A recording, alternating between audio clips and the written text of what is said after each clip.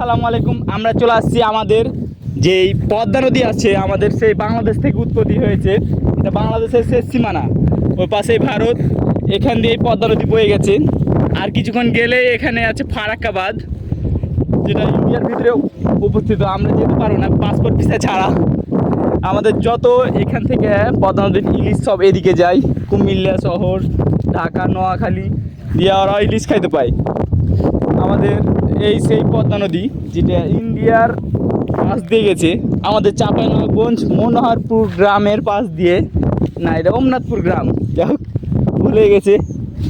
ওই যে ওইটা সব ইন্ডিয়ার ভিতরে পড়ে, ওইগুলো যেতে পারছি না, আমাদের কিছু নাই হাতে, এই জন্য যেতে পারছি না। পাসপোর্ট ভিসা ছাড়া যাওয়া যাবে না ওই পাশে। তো সবাই দেখেন কত সুন্দর পরিবেশ। কে কে এই জায়গায় এসেছেন সবাই কমেন্ট করে জানান। অনেক সুন্দর জায়গাটা, যে আসবেন মন ভরে যাবে, ঘুরতে আসে মন ভরে যাবে সবার। সবাইকে আসসালামু আলাইকুম, ভালো থাকেন।